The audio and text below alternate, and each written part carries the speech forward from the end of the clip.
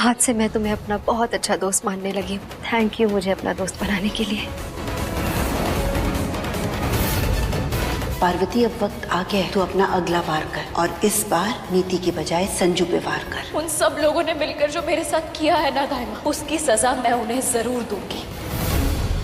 नीति ने सारा सच बता दिया परी को। भाई ये तो मेरे ऊपर से भी चला गया कि ऐसे क्या हो गया अचानक से कि नीति ने सब कुछ कबूल लिया, वो भी पार्वती के सामने।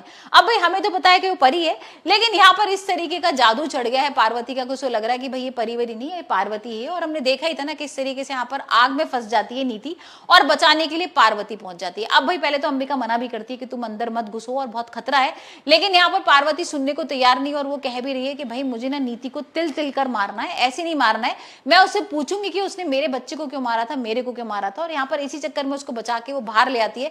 जब वो बाहर लाती है तो एकदम से सब लोग बहुत शॉक भी हो जाते हैं कि ये क्या हुआ, यहाँ पर पार्वती कैसे बचाने चलेगी सबको। तो यहाँ भी सबको अब ये समझ में आ गया है कि ये परी नहीं पार्वती है और स्पेशली नीति को। वही हम देखेंगे नीति और पार्वती की बहुत लंबी एक कॉन्वर्जेशन होगी और जिसमें नीति अपना सारा जुर्म कबूल लेगी। यहाँ पर तो भाई पहले परी पूछेगी कि ये बताओ कि तुम्हें इतना डर क्यों लग रहा है और तुमने कुछ ऐसा गलत किया है क्या परी के साथ। तो यहाँ पर वो बोल भी देगी कि हाँ मैंने ना उसका मर्डर किया था, मैंने उसे मारा है और उसने भाई मेरे संजू को छोड़ा नहीं, मेरे संजू के पीछे पड़ी हुई थी। मैं तो अपने संजू से बहुत प्यार करती हूँ, मैं बिल्कुल नहीं चाहती कि कोई भाई उसकी जिंदगी में आए और इसी वजह से मैंने उसको मार दिया, यहाँ पर उसका मर्डर कर दिया, उसको धक्का दे दिए थे पहाड़ों के ऊपर से। और ये सारी चीजें सुनकर ना यहाँ पर परी अंदर ही अंदर बहुत खुश हो रही है और हो सकता है परी वो सारी चीजें रिकॉर्ड भी कर रही हो, क्योंकि भाई नीति ने सब कुछ बता दिया है, किस तरीके से उसने मारा था, बचपन में किस तरीके का उन लोगों का रिलेशन था, उसके बाद संजू और राजीव का क्या कॉम्बिनेशन था, किस तरीके से संजू को उसने अपनी तरफ करने की कोशिश की और कैसे कैसे उसने कई बार भाई मारने की कोशिश भी की थी पार्वती को भी। यहाँ पर ये भी वो कबूल लेगी कि हाँ मैंने ही तुम्हारे ऊपर अभी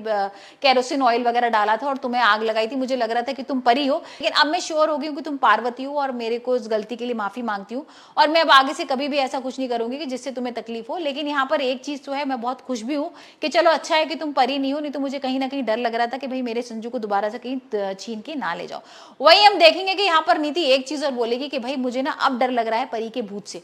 और यहाँ पर पार्वती को बोलती भी है कि तुम्हें पता है कि जब जिस दिन आग लगी थी तो उस दिन भी परी का भूत वहीं इर्द गिर्द घूम रहा था और मुझे ना भूतों से बहुत डर लगता है और परी यहाँ पर मेरे से बदला लेने आई है। तो देखते हैं पार्वती किस तरीके से यहाँ पर नीति को अब यूज करती है, क्योंकि अब बुरी तरीके से नीति फंस गई है परी की जाल में और यहाँ धीरे धीरे करके भाई सब कुछ उगलवा लेगी नीति से।